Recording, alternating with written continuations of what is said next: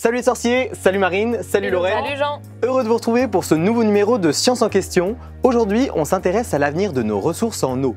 Où se cache-t-elle dans le sous-sol? D'où vient-elle? Et quels sont les outils pour mieux la gérer? Notre invité du jour nous plongera au cœur de son travail. Vous découvrirez aussi des solutions pour préserver cette ressource si précieuse. Dans la suite de l'émission, notre deuxième invité nous dévoilera comment recharger la nappe d'eau souterraine. Et rien n'est exclu, même pas la réutilisation des eaux usées. C'est parti!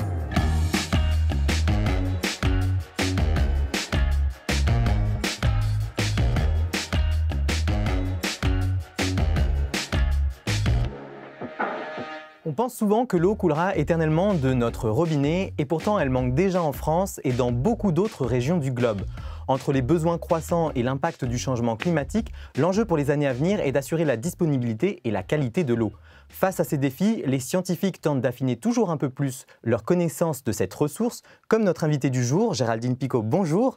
Bonjour. Bienvenue sur le plateau de Science en question. Vous êtes hydrogéologue au BRGM. Alors le BRGM, c'est le Bureau de recherche géologique et minière, c'est exact? C'est ça. Et alors quelles sont ces missions en matière de gestion de la ressource en eau, ou en tout cas de connaissance sur la ressource en eau? Alors le BRGM, c'est le service national géologique français et il a plusieurs missions qui traduit les sciences du sous-sol, donc de la géologie, les risques, mais aussi l'eau.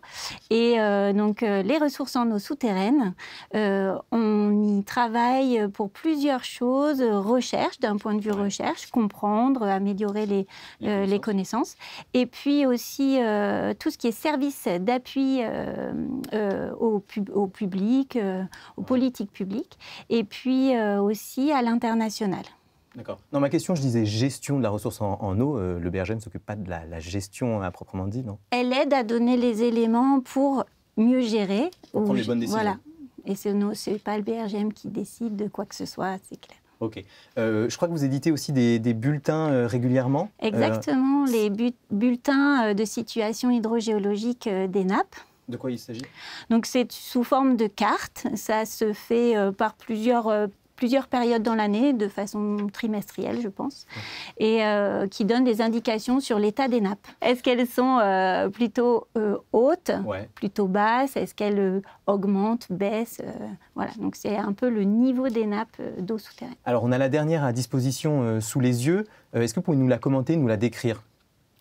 Alors voilà, vous avez la carte de France, donc toutes les parties colorées sont des endroits où il y a de l'information. Ouais. Les parties grisées, c'est soit il n'y a pas d'information, soit il n'y a pas d'aquifère et d'eau souterraine. Et puis les couleurs traduisent en fait une indication qui est basée sur un calcul des mesures réalisées sur le réseau piézométrique national. Alors, réseau piézométrique, ça veut dire quoi? C'est quoi? Voilà, donc on a des piézomètres, donc c'est un trou, un puits dans lequel on va mesurer le niveau de la nappe. Donc il y en a répartis sur la France et toutes ces mesures sont suivies et collectées et mises dans une base de données nationale, et le BRGM analyse ces données-là pour créer des indicateurs qui, en fonction de si c'est plutôt au-dessus d'une moyenne ou en dessous, aura une couleur. Donc on a le bleu pour dire que c'est plutôt haut,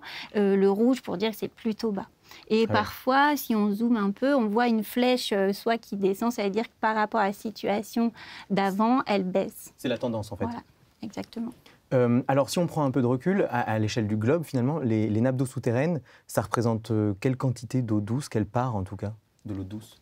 Alors, sur le globe, on a beaucoup d'eau salée par les océans.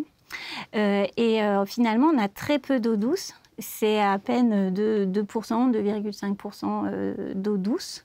Et dans cette eau douce, celle que vous voyez, c'est l'eau sous forme de glace. Ou celle qui est sous forme de cours d'eau, de lacs ou de zones humides. Et donc, les eaux souterraines ne sont que 30% de cette eau douce. Et on la voit pas, en fait. On ne croit pas la voir. Enfin, on la voit, mais quand elle déborde. Mais on ne la voit pas, et c'est 30% d'eau douce. Ouais. Ça paraît peu, mais pourtant c'est essentiel en tout cas pour notre survie, pour notre alimentation en eau, en eau potable. Exactement. En France, on utilise beaucoup l'eau souterraine pour la production d'eau potable. L'eau potable vient à 2/3 à peu près des eaux souterraines. Alors avant de mieux comprendre le fonctionnement des eaux souterraines, on s'est amusé à tester les connaissances des passants avec un mot mystère. On a choisi aquifère. Écoutez ce que ça leur évoque. Aquifère, vous avez dit? Je sais pas, c'est un lien avec l'eau ou... Donc c'est peut-être l'oreille, non? Je sais pas, c'est un poisson, c'est... Quelque chose qui porte de l'eau. Voilà. Un aqueduc, par exemple, qui porte de l'eau, des canalisations peut-être. C'est un rapport avec l'eau, bien sûr. Aquifère? C'est lié à l'eau pour aqua, mais je sais pas, c'est les milieux où il y a de l'eau. Un aquifère, c'est un bassin qui contient plein d'eau. Aquifère, oui, c'est les zones où on retrouve l'eau sous terre, voilà. Bon, alors globalement, ils ont le rapport avec l'eau, hein, jusque-là tout va bien. Mais après, ça devient un peu plus flou. Hein. Est-ce que c'est un bassin, un aqueduc? Bon, on est un peu perdu. Vous nous avez ramené une super maquette pour nous expliquer ce qu'on appelle un aquifère. Alors, est-ce que vous pouvez nous l'expliquer assez simplement? Oui, donc en fait, la personne qui dit que c'est ce qui porte l'eau, elle a récupéré les racines latines du mot, donc ce qui lui a permis de trouver une signification.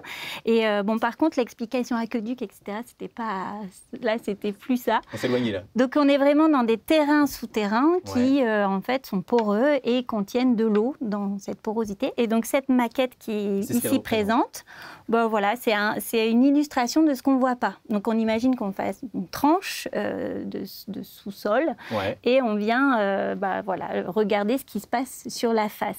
À quoi correspondrait l'aquifère? Alors l'aquifère correspondrait à toutes les roches qui sont poreuses. Donc là, on voit bien le blanc, par exemple, la couche blanche. Mais en fait, si on regarde, il y a la couche marron, etc. En fait, elles sont toutes poreuses et elles ont, les pores sont connectés entre eux et peuvent contenir de l'eau qui circule.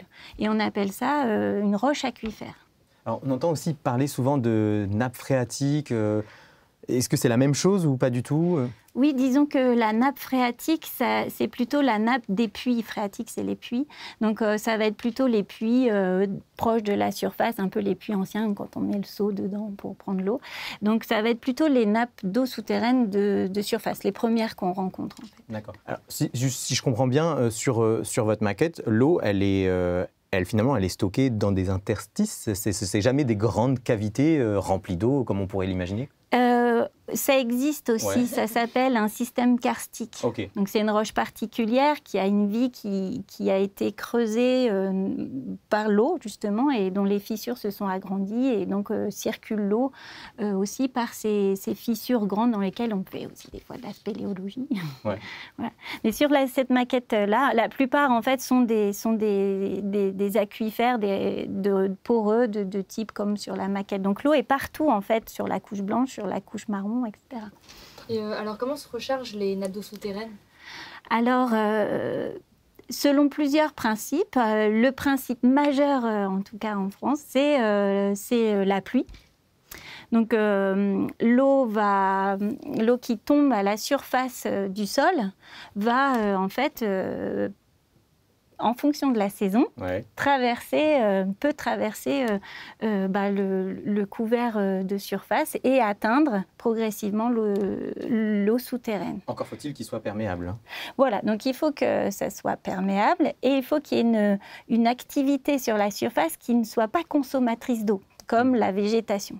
Donc la recharge, elle se fait principalement en hiver, en tout cas en France métropolitaine, en hiver, lorsque la végétation est en dormance, ou l'eau qui arrive de façon continue, puisqu'on est en hiver, l'eau elle est tout le temps présente, elle est assez continue en pluie, elle arrive et elle peut s'infiltrer au fur et à mesure et recharger la nappe. Donc je ne sais pas, je peux vous montrer. Oui, une démonstration. Alors il faut que j'aille chercher de l'eau. Je disparais. Ouais. C'est un spectacle de magie. Mais je reviens. C'est l'aspect magique des choses. Donc là, il faut imaginer, évidemment, sur la maquette, ça va se passer très vite. En vrai, on verra peut-être pas ça comme ça. Mais admettons qu'il pleuve. Et vous pouvez voir, par exemple, sur cet endroit où il pleut, vous pouvez voir peut-être l'eau qui s'infiltre plus en profondeur.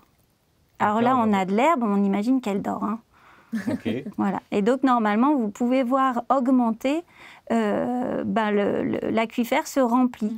Et vous pouvez même voir ici sur la maquette qu'il y a une relation avec l'eau de surface, là, le petit lac bleu, là, et qui s'est élevé. Ça permet de faire monter le niveau du lac qui est à proximité. Voilà, du lac, d'une zone humide, d'une rivière. Voilà, Et comment on récupère de l'eau qui est dans ces nappes, puisque on l'a dit, c'est 2/3 de notre eau potable qui vient des eaux souterraines.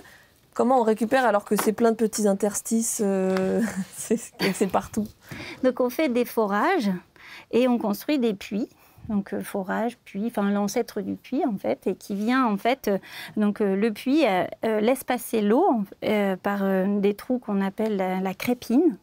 Et cette eau en fait, on vient mettre des pompes et on vient aspirer l'eau de ce puits, de ce forage. Et comme tout est connecté, ça appelle en fait l'eau souterraine de l'aquifère. Donc, et ça vient. Ça peut se voir sur la maquette? Alors, ça pourrait être, on va dire, ici, ça pourrait être un puits, mais par exemple, on pourrait très bien se dire que c'est ça le puits, par exemple. Là, ici, tout est percé, on imagine que c'est le puits, ce qui est pratique pour pouvoir mettre ses mains dedans. Donc là, par exemple, j'imagine que la pompe, on prend l'eau avec la pompe qui est mon verre, en fait. Et normalement, le niveau s'abaisse. Ouais, c'est en train de descendre de l'autre côté. Et donc là, tout s'abaisse. Les niveaux d'eau souterraine s'abaissent. Et puis, ça peut avoir des incidences en surface, si c'est lié en surface ou en tout cas ailleurs. On imagine bien que c'est pas facile d'étudier ça, puisque c'est sous nos pieds, donc par définition, c'est invisible. Donc, modéliser, essayer de mieux comprendre ce qui se passe sous nos pieds, c'est votre travail. Et je vous propose qu'on le découvre dans notre prochaine séquence, le Science en Action. Alors, Lorraine, tu te mouilles pour nous expliquer comment travaillent les scientifiques? On va essayer, exactement. Donc, tu l'as dit, Jean, par définition, c'est souterrain, on ne peut pas voir ce qui se passe sous nos pieds. C'est un peu comme la tuyauterie de notre maison. On n'a pas trop d'idée de où passe l'eau. Et c'est là que vous intervenez, Géraldine, en créant des outils de modélisation. Alors, concrètement, qu'est-ce que vous modélisez? C'est une poche d'eau, un aquifère, tout un bassin versant? Comment ça se passe? Alors, je ne crée pas les modèles, j'applique des outils de modélisation.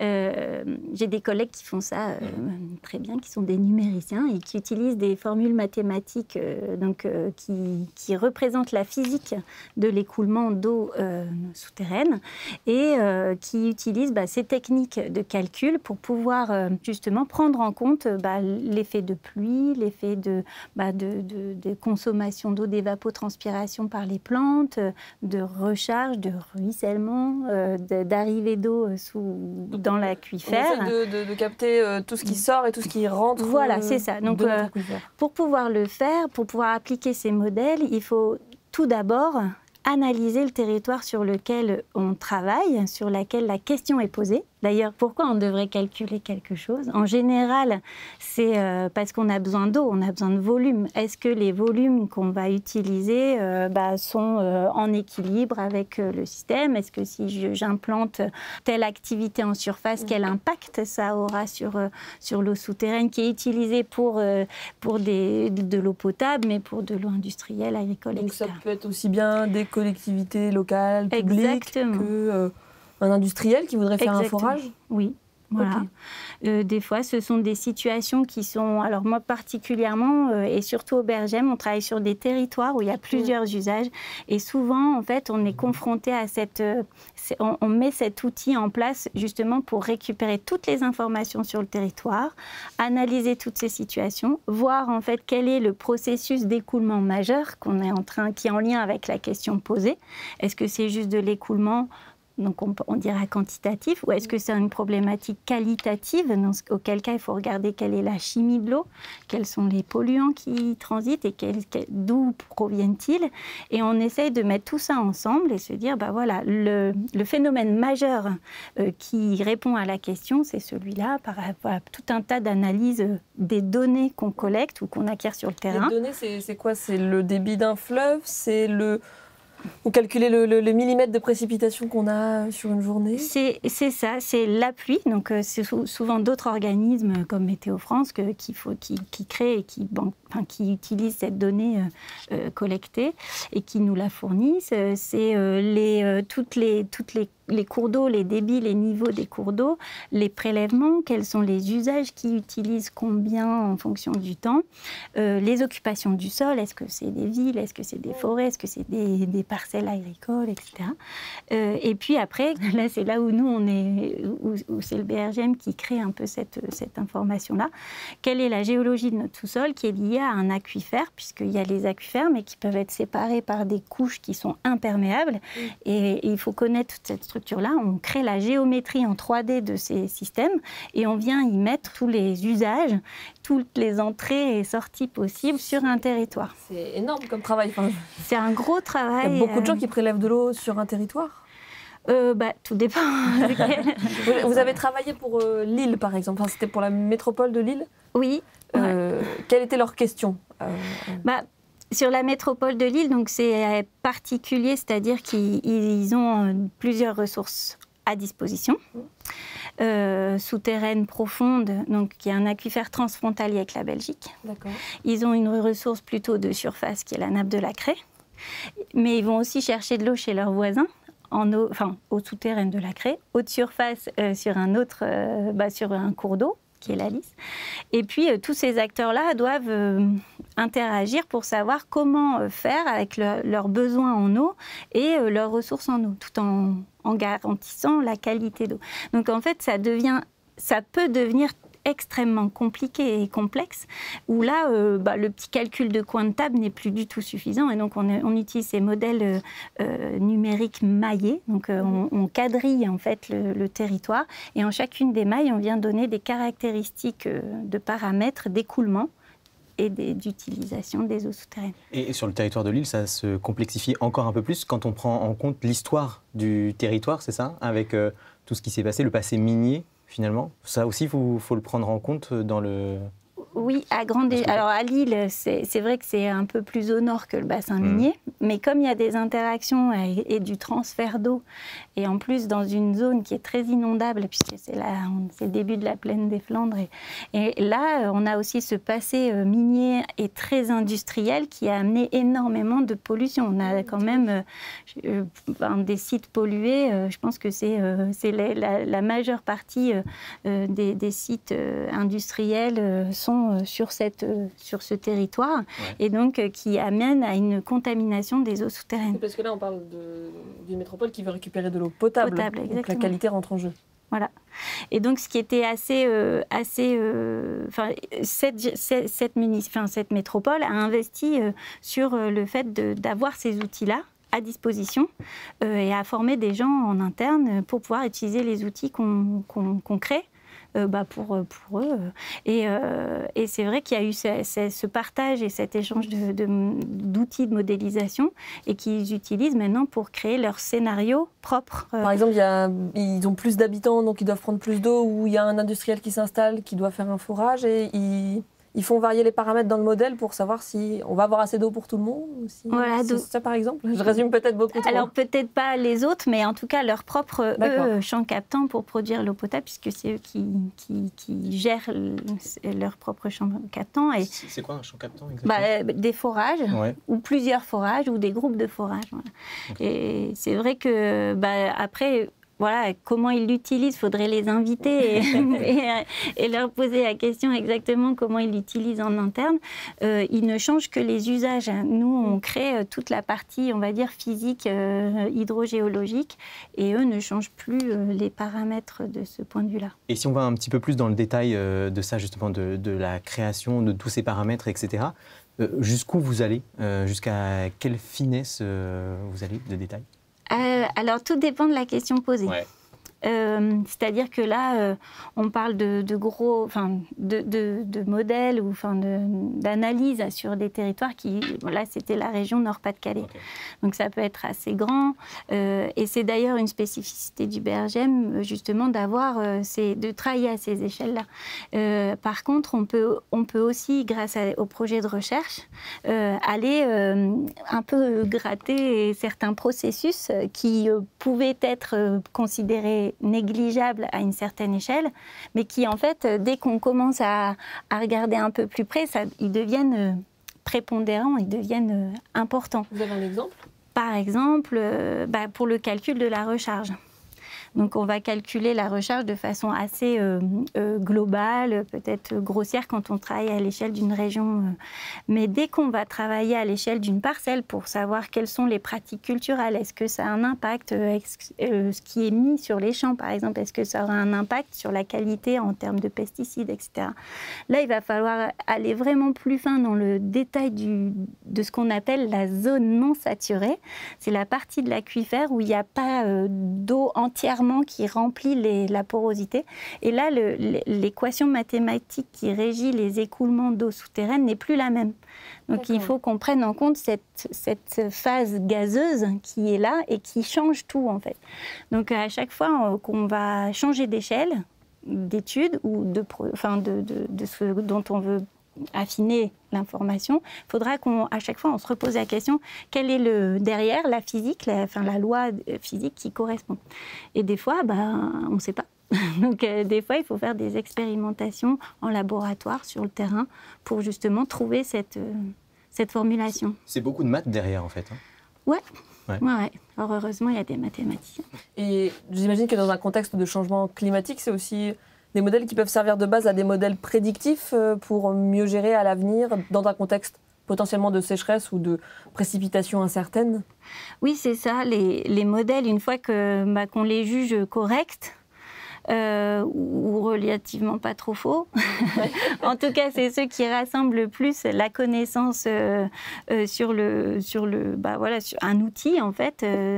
En plus, tous les acteurs sont autour de la table, donc on peut tout de suite en discuter. Ça, c'est utilisé pour justement des situations futures. Donc là, vous parliez de changement climatique, donc on va être sur des échelles sur 100 ans, par exemple. Donc on a alors pas moi particulièrement, mais les collègues qui travaillent justement à l'utilisation des scénarios du GIEC pour pouvoir justement les traduire en régime de pluie et puis d'évapotranspiration pour pouvoir justement calculer quel sera le comportement des eaux souterraines en fonction de la recharge calculée par ce scénario nouveau. Alors justement, les sécheresses, c'est dans l'actualité, on en entend beaucoup parler. Donc on retourne voir le public pour connaître leur ressenti face à ces épisodes de sécheresse à répétition. Écoutez-les. Ça pose problème actuellement, la sécheresse en France et puis dans le reste du monde aussi. Parce que l'eau, c'est vital. Donc, On pensait que l'eau, c'était quelque chose qui était abondant. Et en fait, on s'aperçoit que finalement, ça redevient quelque chose de rare. Déjà, au niveau de l'agriculture, je pense que ça va poser un problème très très sérieux. Il y a des endroits où il n'y a pas plu depuis très longtemps et c'est assez préoccupant. Par exemple, l'année dernière, chez nous, tout était grillé. On est dans le sud-ouest. Il y a beaucoup de beaux discours, mais je pense qu'il n'y a pas beaucoup de choses qui sont mises en place pour réellement gérer ces ressources en eau. Peut-être qu'il n'y a pas assez de contrôle sur certaines choses, comme ne pas laver ses voitures. Moi, j'en ai vu dernièrement. Je crois comprendre qu'il va falloir faire des sacrifices. Bon, faire des sacrifices. Vous ne travaillez pas directement sur la question de la sécheresse, etc., mais bon, vous y êtes un peu confronté. Est-ce que les gens ont raison d'être inquiets par rapport à ces questions-là ? Oui. De toute façon, soit elle manque, soit elle inonde. Donc, dans tous les cas, c'est vrai que l'eau, c'est vraiment difficile. Enfin, à dompter, je pense que c'était l'enjeu de l'humanité. Mais oui, j'ai entendu des choses qui sont toutes vraies et qui posent question. Mais c'est vrai que... donc là, si on parle de sécheresse, ce qui est embêtant, c'est justement la sécheresse des sols aussi. Donc là, les vagues de chaleur et... Voilà, donc ça, c'est complexe. C'est surtout en été. Mais nous, ce qui nous intéresse, c'est la sécheresse hivernale, puisque c'est elle qui va vraiment définir la recharge de la nappe qui sera utilisée pendant la sécheresse estivale. Donc en fait, quand vous disiez, est-ce que nous, on gère l'eau, on ne la gère pas, mais on aide à apporter des informations pour ceux qui doivent la gérer. Enfin, comme c'est un bien commun partagé, voilà, on donne des éléments pour discuter. Est-ce qu'il y a des éléments sur lesquels vous vouliez revenir, parce que vous disiez justement qu'il y a des choses pas tout à fait plutôt fausses qui ont été dites dans le micro-trottoir. Est-ce qu'il y a certains éléments sur lesquels vous souhaitez revenir en particulier ?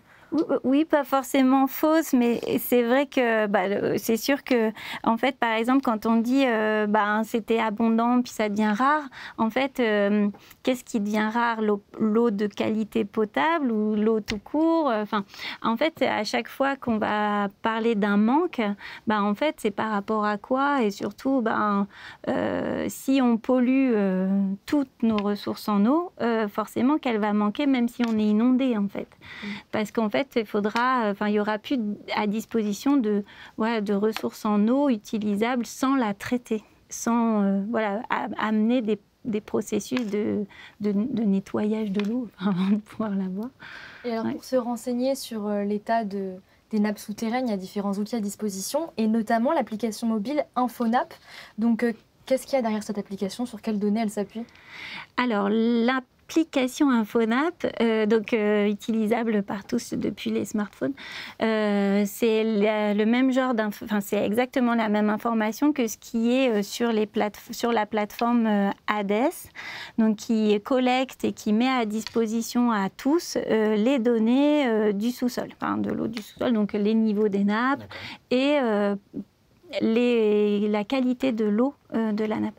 Et donc on peut voir la dynamique, l'endroit où il y a une mesure et la dynamique en fonction du temps de cette nappe qui bouge en fonction de la recharge, des usages, etc. Donc derrière cette application, ce sont toutes les données du réseau piézométrique national que collecte le BRGM et met en place dans cette base de données Hades. Et c'est aussi disponible sur le site Infoterre du BRGM. Très bien. Merci Géraldine, c'est clair comme de l'eau de roche. Dans la suite de l'émission, nous allons examiner les solutions pour préserver nos ressources en eau souterraines. Peut-on recharger les nappes phréatiques? La réutilisation des eaux usées est-elle envisageable? Ces solutions sont-elles suffisantes pour éviter de tomber à sec dans les années à venir? On découvre ça avec notre prochaine invitée. Elle travaille avec vous au BRGM. Place à l'esprit d'équipe. Bonjour Marie Pettenati. Bonjour. Bienvenue sur le plateau. Alors, vous êtes hydrogéochimiste au BRGM. Oui. Vous travaillez ensemble toutes les deux. Ça fait longtemps que vous travaillez ensemble? Ça fait une quinzaine d'années, je pense, ouais. Vous connaissez bien? Oui. Alors, vous travaillez dans le but de mieux gérer et de préserver la ressource en eau souterraine. Alors, forcément, pour ça, on veut mettre en place des solutions et elles dépendent évidemment de nos usages. Donc Marie, je vous propose de commencer par planter le décor. Autrement dit, qui consomme quoi, quand, où, pourquoi faire? Alors, nous consommons tous de l'eau, nous en avons tous besoin. Il faut savoir que nos besoins s'élèvent à peu près à 32 milliards de mètres cubes en France. Et c'est réparti entre des usages d'eau potable, des usages pour l'agriculture, des usages pour l'industrie et des usages aussi pour l'énergie. L'énergie, ça va être refroidir les centrales nucléaires. On y pense moins souvent, ça. Voilà, on y pense moins souvent, mais il faut savoir qu'il y a une consommation. Il faut bien diviser ces deux notions de consommation et de retour de l'eau au cycle. Le nucléaire va consommer 15% de cette eau qui ne retournera pas au cycle au niveau liquide. Et sur tous les usages d'énergie, y compris les centrales hydroélectriques, on enlève 50% de ces prélèvements en eau. Donc on est à peu près à 17 milliards pour l'eau potable, l'irrigation et les usages industriels. Alors pour bien comprendre, parce que quand on dit consommer de l'eau, en général on pense à la boire, etc. Les centrales nucléaires ne boivent pas d'eau. Où passe cette eau? Qu'est-ce qu'elle devient? Alors pour les centrales nucléaires, en fait, c'est ces grands nuages blancs que vous voyez au-dessus des centrales, c'est l'eau qui se remet dans le cycle, mais sous forme de vapeur, donc pas liquide. Pour l'eau potable que nous consommons, qu'est-ce qu'on va faire? On va la boire, on va la mettre dans les toilettes, elle va retourner en station d'épuration. Ces stations d'épuration, pour la plupart, elles rejettent ces eaux usées, traitées dans le milieu naturel, elles retournent au cycle via nos cours d'eau. Pour l'irrigation, par contre, on va utiliser cette eau au moment où les plantes en ont plus besoin, donc à la période estivale. Géraldine l'a expliqué plus tôt, la recharge de nappe ne se fait plus à ce moment-là, c'est la plante qui prend, et la plante prenant, le reste s'évaporant, l'eau pareil ne retourne pas au cycle sous forme liquide. Alors, au-delà de la sobriété, les solutions envisagées, elles sont multiples. Il y a toute une panoplie de solutions. Vous parlez de mix hydrique, c'est ça? Oui, c'est-à-dire qu'il n'y a pas une solution magique, une solution miracle pour gérer sobrement notre ressource en eau. Vous l'avez dit, la sobriété, c'est quoi? Ce sont les économies d'eau qu'on peut faire un peu partout, dans tous les domaines. Et on a des solutions d'adaptation au changement climatique pour gérer cette eau qui vont être de l'ordre de stocker l'eau. Donc il y a la recharge maîtrisée d'aquifères, il va y avoir les solutions fondées sur la nature, il va y avoir aussi le recours à de l'innovation en termes d'irrigation, de la micro-irrigation, utiliser le moins d'eau possible pour irriguer les champs. On va avoir des process qui sont aussi optimisés dans les procédés industriels, des process de recyclage, de réutilisation successive d'eau. Et puis Géraldine a parlé aussi de quelque chose qui est très intéressant, c'est de connaître très bien sa ressource, la gérer grâce au modèle, mettre les usagers autour de la table pour réfléchir aux moyens d'utiliser cette eau de façon la plus optimale possible. Et ces panoplies de solutions, c'est des choses c'est comme une boîte à outils finalement. On prend ce qu'on a besoin sur le territoire en question, on adapte. C'est pas des choses qu'on met au fur et à mesure, étape par étape. Il n'y a pas une hiérarchie dans l'ordre dans lequel on met en place ces solutions. Non, on ne peut pas rendre générique l'usage de ces solutions parce que chaque territoire est unique. Chaque territoire a sa propre consommation due à ses installations industrielles, à son économie, à sa population. Les grandes métropoles ne vont pas consommer autant d'eau que dans les petits villages. Et puis, chaque territoire a une dépendance à son milieu naturel, d'où vient l'eau. Dans certaines régions, c'est presque 90% de l'eau potable qui provient des eaux souterraines. D'autres régions, comme en Vendée, je pense, n'ont pas de grosses masses d'eau souterraine et donc dépendent exclusivement des eaux de surface pour leur alimentation en eau potable. Donc, ça ne va pas se gérer pareil, on ne va pas implémenter les mêmes solutions aux mêmes endroits. Alors, je voudrais qu'on se concentre sur une solution en particulier. Vous avez évoqué la recharge maîtrisée des aquifères. Vous allez nous présenter, grâce à la maquette, en quoi ça consiste. Toutes les deux, vous formez un duo parfait. Donc, vous allez nous présenter ça. En quelques mots, Marie, en quoi ça consiste? Alors, la recharge maîtrisée, on dit maîtrisée parce que c'est l'homme de sa main qui va artificiellement, avec une eau de différentes sources, recharger, stocker l'eau dans le milieu souterrain. Cette eau, elle peut être de plusieurs sortes. Ça peut être des eaux de pluie, des eaux d'orage, des eaux de surface, des eaux de rivière ou des eaux usées traitées. Très bien. Alors, vous allez nous faire la démonstration, Géraldine, sur la maquette. Oui, on peut le faire de différentes façons. L'idée, c'est de maîtriser aussi les risques qui peuvent être liés aussi à cette pratique. Donc là, je vais vous faire une démonstration sur la maquette d'une des techniques possibles. Voilà, depuis la surface par bassin d'infiltration. Donc Marie, j'ai besoin de ton aide. Parce que l'idée, c'est d'aménager en surface, par exemple, un bassin dans lequel on va favoriser l'infiltration de l'eau sélectionnée. Donc ça nécessite quelques installations quand même. Hein. Voilà, donc mais ça peut être très simple. Ça peut être un bassin topo dans lequel on vient mettre des roseaux. On creuse un peu le sol, comme vous allez faire. On creuse un peu. Donc là, en fait, on va aménager et puis on va creuser un tout petit peu. Ça peut être des fois 50 cm de profondeur. Ah oui, seulement? Oui, c'est rien du tout. Et tu peux mettre ça. Voilà. Et on va aménager l'arrivée de l'eau en fait qu'on veut recharger. Donc moi je suis toujours avec mes gobelets. C'est parti. Mais donc là on simule finalement, on pourrait recharger. Donc là ça pourrait être les eaux usées, les eaux de pluie qu'on a récupérées. Traitées, donc en plus ça tombe bien, il y a écrit Agon-Coutainville. Donc comme c'est un site sur lequel on a pas mal travaillé. Et le bassin d'infiltration va recharger la nappe. Alors soit on veut recharger, soit on cherche. Il y a peut-être un autre objectif, c'est ne pas polluer en rejetant le cours d'eau. Et vous voyez, ce qui se passe, c'est que l'eau de cette qualité initiale va progresser dans l'aquifère. Et il va se passer un écoulement, comme on l'a dit tout à l'heure, mais aussi des réactions chimiques et micro-biogéochimiques. Mais là, finalement, ce que vous nous dites, c'est qu'on met des eaux usées donc traitées pour recharger les aquifères. Est-ce qu'on n'a pas un risque, finalement, de polluer les nappes d'eau douce avec ces eaux-là ? Alors le risque, il n'est pas négligeable. C'est pour ça qu'on travaille sur des combinaisons de traitements qui sont fortement avancées et on sait faire quasiment de l'eau pure à la sortie d'une station d'épuration. D'ailleurs, Géraldine et moi, on a pu tester cela en Californie sur un grand site là, dans la région de Los Angeles. Ils traitent leurs eaux usées traitées, ils les rechargent par des grands bassins dans les nappes d'eau souterraines. Mais à la sortie même de la station, le traitement est tellement poussé, ils reminéralisent même l'eau à la sortie de leur traitement qu'on peut la boire. Vous voyez, on est encore là. Par contre, tout ça, donc c'est une gestion du risque. On a pour chaque usage une qualité d'eau à respecter et une solution, c'est de combiner ces traitements qui sont fortement avancés et qui ont un coût monétaire, un coût énergétique, avec des solutions plus naturelles, et notamment le pouvoir épurateur du sol, qui permet de retenir avec une filtration physique les éléments potentiellement contaminants, les bactéries qui peuvent dégrader aussi les matières organiques. C'est vrai, on n'en a pas parlé jusque-là, mais effectivement, l'eau, au fur et à mesure de son voyage dans le sol, elle va se décharger un peu de ses polluants, de quelques contaminants. C'est son rôle naturel de filtre. Ouais. Oui, c'est ça.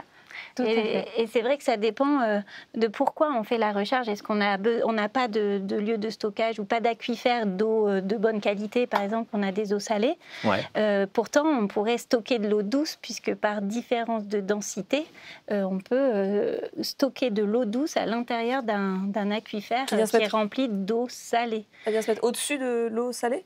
Au-dessus, ou en tout cas, elle se mélange pas si on l'injecte d'une façon spécifique pour garantir ces deux phases en fait. Et on vient la réutiliser, on la repompe plus tard, alors qu'on n'avait pas d'endroit de stockage ni d'eau souterraine, d'eau douce. Et en préparant cette émission, vous nous avez parlé même de recharge maîtrisée des aquifères qui pourrait permettre même d'améliorer de l'eau souterraine déjà présente. C'est le cas, je crois, vous nous parliez des Pays-Bas et de l'Espagne. L'eau devient un peu... Sur la salinisation, en fait, effectivement, en milieu côtier. Parce qu'il y a plusieurs façons. Soit c'est de l'eau, comme vient de le dire Marie, de l'eau qui est tellement traitée et épurée avant d'être infiltrée qu'elle est parfois de qualité meilleure que l'eau souterraine. Donc là, c'est vrai que ça vient, par exemple, sur une eau de mauvaise qualité, en nitrate par exemple, on vient recharger de l'eau épurée et on apporte une meilleure eau. Mais c'est vrai que sur les espaces côtiers, où on a une forte pression, surtout en France, avec le tourisme et puis les besoins en eau, surtout en période estivale, là où on en a le moins, etc. Et on vient pomper l'eau parfois à proximité de la mer et on vient provoquer l'intrusion saline de l'eau de la mer, de l'océan, dans les aquifères d'eau douce. Et là, ça devient problématique parce qu'une fois que l'eau salée est dans l'aquifère, pour l'enlever, ça devient vraiment difficile. Et donc, c'est pour ça qu'il y a des techniques de recharge maîtrisées par puits, par bassin, pour justement faire des barrières hydrauliques pour justement laisser l'eau salée près de la côte et protéger les fameux champs captants qui sont utiles pour l'eau potable. Alors Marie, il faut bien comprendre, il faut bien que les gens comprennent qu'avec cette technique-là, on n'essaye pas de créer une nouvelle ressource. Non. On essaye de répondre à une question donnée sur un territoire, comme vient de le dire Géraldine. On essaye de remettre à l'équilibre des aquifères qui sont dégradés, soit en qualité, soit en quantité. Alors parmi les mesures, il y a la réutilisation massive des eaux usées traitées. On l'a évoqué, donc ça peut être une source pour alimenter les aquifères qu'on veut remplir. Il prévoit quoi Alors, la réutilisation massive, peut-être pas, mais en tout cas, il y a plus de 1000 projets là, qui sont prévus d'accélérer la réutilisation d'eau usée traitée en France, sachant qu'aujourd'hui, on est à moins de 1% de réutilisation de nos eaux usées traitées, ce qui n'est pas grand-chose, par rapport à l'Italie ou l'Espagne, qui sont respectivement autour de 15 à 8% de réutilisation de leurs eaux usées traitées, et des pays à l'extrême comme Israël, qui n'ont pas d'eau et qui sont à 80% de réutilisation de leurs eaux usées traitées. Ce qu'il faut distinguer sur ce système de réutilisation d'eau usée traitée, c'est la réutilisation d'eau directement à la sortie de la station d'épuration. On va plugger des tuyaux et on va l'utiliser pour l'irrigation, par exemple. Ça se passe à Clermont-Ferrand, en France. Il y a sur la station une zone de rejet végétalisée à la sortie de la station d'épuration. Et ensuite, les eaux sont utilisées pour irriguer les champs autour.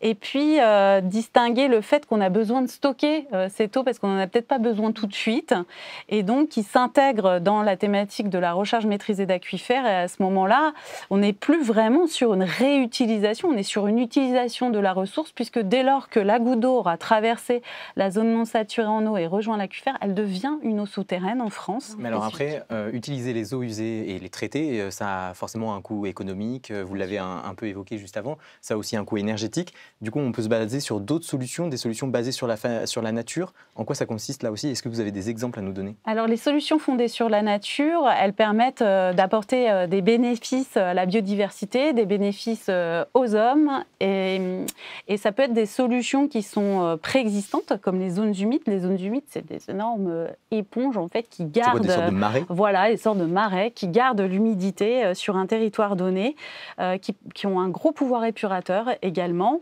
On a les zones d'inondation de cours d'eau en fait à réhabiliter. L'homme a beaucoup mis sa main sur le cours des ruisseaux, des fleuves, et ces solutions, ça consiste des fois à juste réhabiliter en fait des zones d'inondation qui étaient naturelles pour prévenir justement à d'énormes inondations possibles. Donc c'est un peu de la gestion des risques, et ce qu'il faut comprendre avec les solutions fondées sur la nature, c'est que généralement c'est des solutions qui sont, qu'on dit low cost, peu chères, et qui permettent d'éviter des catastrophes qui, elles, coûtent très très cher. Donc il y a tout intérêt à se baser sur ces solutions. Mais ça peut être aussi des espaces verts réhabilités en ville qui créent des zones de fraîcheur. On y pense un petit peu moins, ça permet d'atténuer le bruit dans les grandes métropoles, et ça permet de favoriser le retour de l'eau de pluie directement à la nappe et de remplir nos stocks d'eau.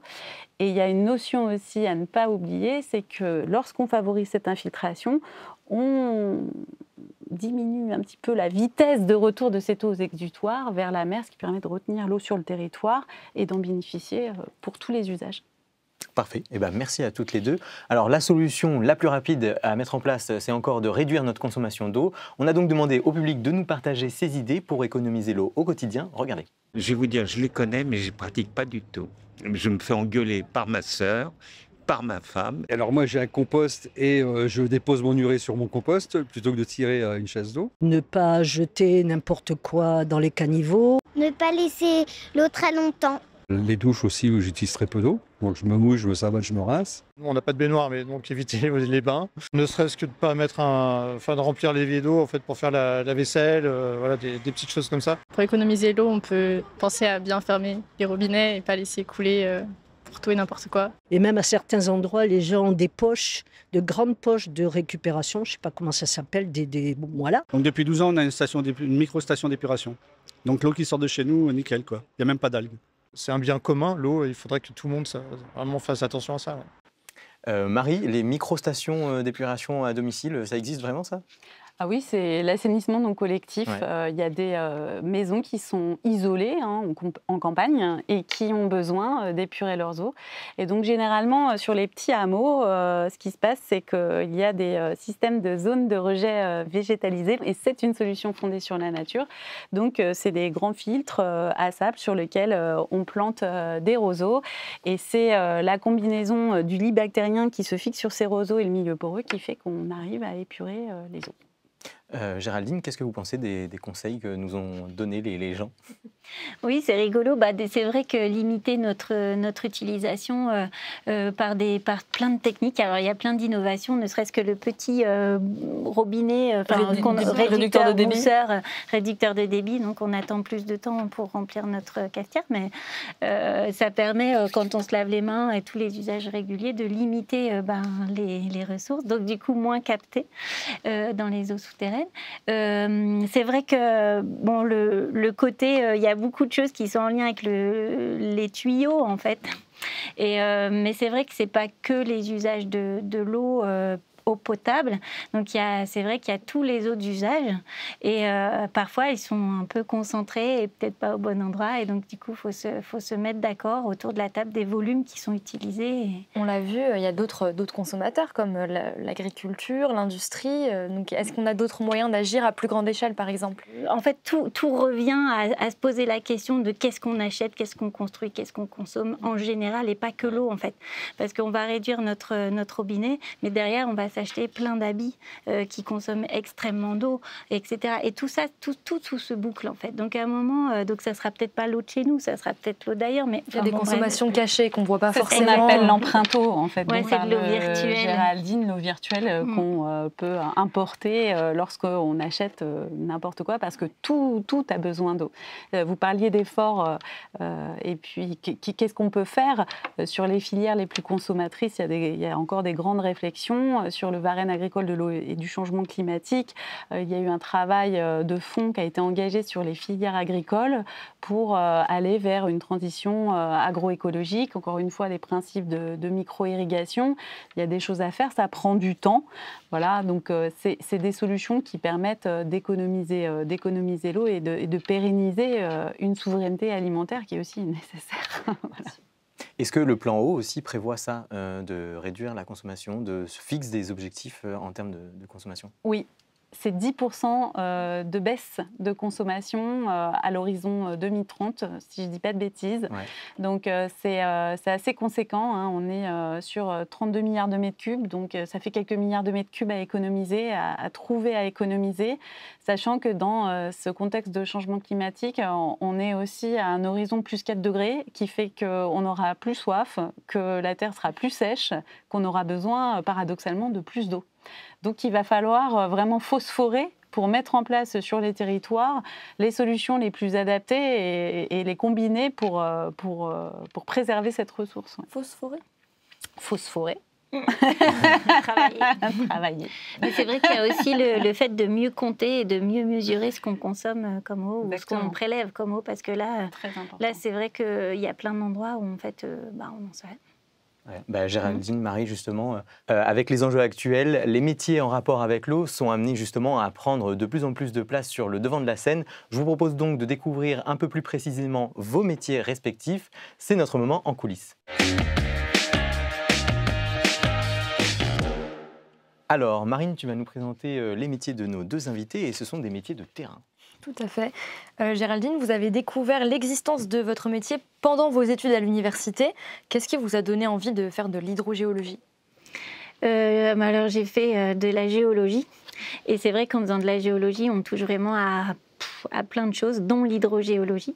Et le fait que ça soit... entre le dehors, le dedans, et justement, c'est très lié à la société, à nous, et à se dire, tiens, on aimerait bien essayer de trouver une solution pour être mieux, pour s'assurer que tout le monde ait accès à l'eau et soit en bonne santé. Donc en fait, en travaillant sur l'eau, en fait, en eau souterraine, en fait, on est obligé de travailler sur tous ces systèmes-là. Donc j'ai découvert ça à l'université et j'ai suivi jusqu'à être aujourd'hui dans ces histoires-là. Vous, Marie, votre intérêt pour la géologie vient de chasse aux fossiles avec votre grand-père quand vous étiez petite. Qu'est-ce qui vous plaisait dans ces balades? Moi, je trouvais ça fantastique. Mes grands-parents avaient racheté une petite ferme sans animaux dans le Loir-et-Cher. Et avec mon grand-père, on partait bâton à la main pour chasser des vipères dans un premier temps. Mais en se baissant un peu, on y trouvait effectivement des traces de crevettes, de coques, voilà, sur un paysage totalement sec finalement, parce que j'y allais l'été, et ça me passionnait de savoir d'où venaient ces petites bêtes-là qui étaient fort cristallisées. Et c'est venu de là mon appétence pour la géologie, dans un premier temps. Et comment ensuite vous vous êtes orienté vers l'hydrogéochimie? C'est ce que vous faites aujourd'hui? Alors vers l'hydrogéochimie, donc la géologie, ça part du grand-père et ça part aussi de mon arrivée aux portes ouvertes de l'université, où j'ai trouvé des gens fort sympathiques, et le fait qu'on partait en camp de terrain et que je retrouvais mon bâton et mes petits fossiles dans la montagne, et il y avait les fêtes aussi. Ça, c'était très intéressant.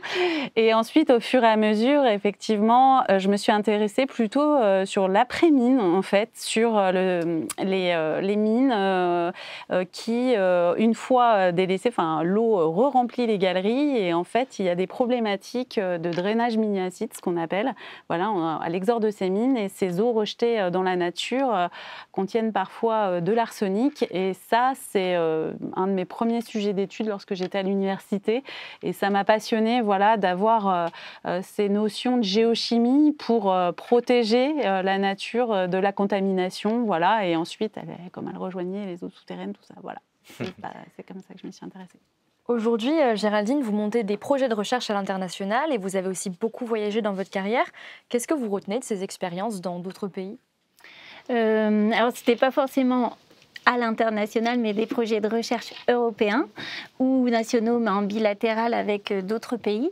Et c'est vrai que j'ai eu la chance de découvrir par le travail d'hydrogéologue d'autres pays qui n'ont pas du tout la culture européenne, comme en Inde et puis au Brésil. Et en fait, c'est vrai qu'à chaque fois, on découvre à quel point on sait ce que c'est d'être français, on sait ce que c'est d'être européen. Enfin, on découvre d'autres... que le quotidien des personnes, en fait, c'est le quotidien de plein de gens, c'est-à-dire vivre bien. Finalement, vous découvrez un pays à travers l'eau. Ouais. Et on voit à quel point on est privilégié, à quel point on n'a pas les mêmes réglementations, à quel point on fait pas face, on n'est pas logés tous à la même enseigne au niveau de la santé et puis même de l'environnement de vie. Et c'est vrai que ça ouvre les yeux. Et après, on apprend aussi des langues. Alors, soit on apprend des langues, des petits bouts de mots, parce qu'en fait, on n'y arrivera jamais. Enfin, parler hindi, clairement, c'est... D'ailleurs, en parlant de voyage, je trouve que vous avez une anecdote à nous partager. En plus, Marie est là, c'est génial. Une histoire de demande de chemin. Oui, en fait, quand on travaille sur ces projets-là, alors, étant modélisatrice, on y va, on est beaucoup dans notre bureau derrière notre ordinateur quand même. Mais quand on a l'occasion d'aller sur le terrain et puis on se retrouve assez dans le consortium des collègues du projet, on se retrouve pour se partager les vues, les résultats, etc. Et donc c'était en Inde, c'était Bombay, je ne sais plus d'ailleurs. Bref, et non, Delhi. Et en fait, on avait très très envie d'aller à pied puisqu'on était avec notre collègue Wolfram Klopman, que vous avez peut-être eu l'occasion de rencontrer. Et donc, on s'est dit, on y va à pied pour encore plus découvrir, puisqu'on est là peu de temps. Et on y va à pied, puisque sur la carte, ça paraît être facile, en fait. Et puis, en fait, il y a des gardiens partout. Il y a, entre la carte et la vraie vie indienne, il y a tout un monde. Et en y allant, on demande à passer, puisqu'il y avait un gardien. Et il fallait juste aller de l'autre côté. Et il nous parle avec les mains, puisqu'il parlait indien, qu'il fallait passer à droite, à gauche. Puis à un moment, il a fait un geste un peu bizarre, comme ça. Enfin, ça faisait un truc comme ça et comme ça. Alors, c'est une direction qu'on maîtrisait pas très bien. Et donc, du coup, on a fait ok, on y va. Et il rigolait beaucoup aussi. Hein. Et on était bien habillés avec notre petit sac. Et donc, en y allant, en fait, on a découvert que le comme ça, en fait, fallait passer sous un petit chemin creusé en dessous d'un pipeline pour pouvoir repasser par-dessus, pour repasser par-au-dessus. Bref, c'était assez comique. Et là, on était... on s'est dit, les indications indiennes nous ont bien fait rigoler. Le géologue aime bien passer au-delà des sentiers battus. Et là, nous sommes retrouvés à 4 pattes, avant une conférence sous le gros pipeline indien. Ouais. Ouais. Alors, monter un projet de recherche, c'est pas gratuit. Il faut faire des demandes de financement. Et pour vous, Marie, un des moments forts dans votre métier, c'est quand vous parvenez à décrocher des subventions. Alors, qu'est-ce que vous ressentez à ce moment-là ? C'est la fête ? C'est énormément de joie parce que c'est beaucoup de travail. Le montage d'un projet de recherche qui est soumis à un appel à projet, qui soit national, européen ou international, c'est très compétitif. Voilà. C'est qu'il y a un gros pourcentage du temps de notre métier qui est passé à la recherche de ces fonds. Et donc, c'est beaucoup d'investissements. On doit co-construire un projet avec beaucoup de partenaires. Et c'est une joie infinie de recevoir ces subventions pour travailler souvent pour des périodes de 3 à 4 ans sur une thématique avec une équipe. Et c'est vrai que c'est un peu... alors, il y a le projet à réaliser, bien sûr. L'autre joie, c'est à la fin du projet qu'on a tout fini et qu'on a publié nos papiers scientifiques, qu'on a disséminé aussi notre science. Mais c'est vrai que c'est une grosse étape dans nos carrières de décrocher des projets d'intérêt. Ouais. Alors, vous participez aussi à des groupes de travail pour guider les décisions politiques sur la gestion de l'eau. Mais quand vous vous adressez à des politiques, vous n'avez pas des hydrologues devant vous. Donc, j'imagine qu'il y a un certain travail de vulgarisation, finalement, pour transmettre vos connaissances. Comment vous adaptez votre communication ? Alors, on travaille beaucoup avec Géraldine. On a beaucoup travaillé ensemble au cours de ces 15 dernières années pour avoir une sémantique commune, un vocabulaire commun qui soit accessible au plus grand nombre.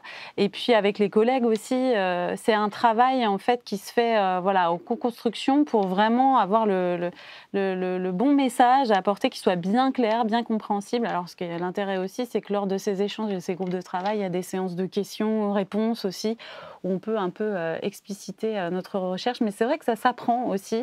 Ça fait partie de la médiation scientifique, d'avoir les bons mots pour que les oreilles soient bien attentives et entendent bien les messages. Oui.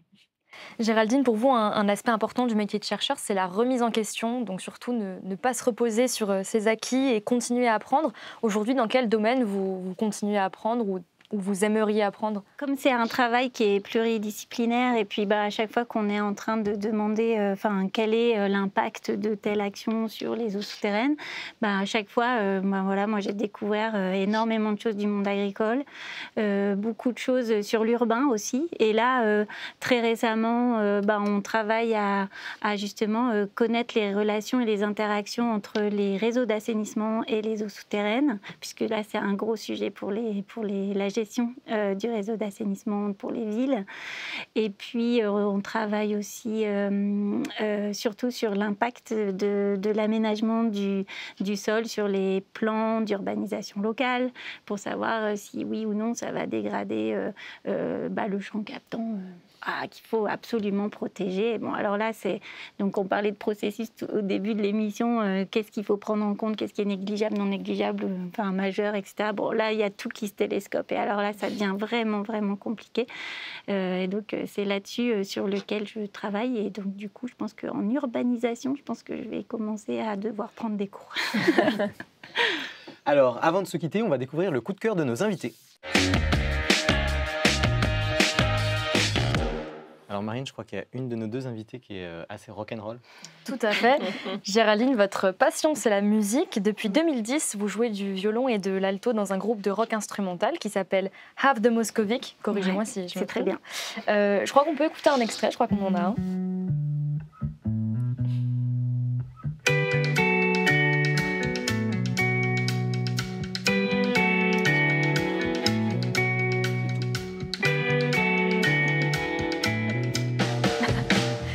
Est-ce que vous avez déjà pensé à en faire votre activité professionnelle principale ou... Non, jamais de la vie. non, on est vraiment dans... Là, on est... déjà, ça fait longtemps qu'on ne croit plus à ça. Mais vous y avez cru à un moment, ça a été... Je pense qu'à 16 ans, ouais. Comme tous les enfants de 16 ans, je pense. Non, là, c'est vraiment un plaisir. Puis c'est vraiment faire de la musique, jouer en groupe, jouer en collectif. Donc là, c'est le groupe. Et c'est vrai que c'est des moments où on fait ça quand on peut. On partage des moments de concert, on enregistre, là on va bientôt enregistrer à nouveau, on fait ça, c'est vraiment un échappatoire super. Et on le fait au plus sérieusement qu'on peut, parce qu'on aime les choses, c'est un moment de production aussi. Mais c'est vrai que on le fait quand on a le temps, quoi. Donc vous faites du violon, est-ce qu'il y a d'autres instruments qui vous tentent? Ah oui, j'aimerais savoir tout jouer, moi. Okay. Marie, un de vos passe-temps, c'est la lecture et vous avez une recommandation pour nous. Donc, c'est La fabuleuse histoire de la Terre par Aina Bestar. Je crois on l'a sur le plateau. Pourquoi vous avez choisi ce livre ? J'ai choisi ce livre parce que l'art prend naissance dans la matière, et là, en l'occurrence, la matière, c'est notre histoire, c'est l'histoire de la planète Terre, et ça, je trouve ça fantastique. Et c'est une vraie invitation au voyage, en restant calé bien confortablement dans son canapé. Donc, j'ai des petites photos, mais il y a Ce graphisme m'a complètement séduite et au-delà du graphisme de ce livre, dedans, il y a des petites choses qui sont un rappel aussi à l'enfance. Alors, il y a des illustrations, mais il y a des textes qui peuvent être assez compliqués quand même, parce que c'est quand même notre histoire et il y a des choses qui se sont passées. Alors, vous pouvez soulever des choses comme sympa, ça, je trouve ça fantastique. Voilà, c'est assez ludique, hein. C'est vraiment pour les petits et les grands aussi. Et puis, il y a ces fabuleux calques là qu'on voit qui nous permettent d'avoir une dynamique dans un livre. Voilà, donc ça c'est aussi les principes de la modélisation, hein. Donc on conceptualise au début avec des graphiques. Voilà, donc là c'est le Big Bang, hein, que vous venez de voir sous vos yeux ébahis avec notre système solaire ici. Et donc tout le long du livre, voilà, on a des choses qui sont merveilleuses, voilà, qu'on peut. Voilà, ça c'est un océan de lave, voilà, avec cette lune immense. Ben moi je voyage. Voilà. Ça pourrait donner des idées pour éventuellement le faire pour mieux comprendre les eaux souterraines. Tout à fait, et il faut savoir que Aina Bestar a fait d'autres illustrés sur les paysages aussi.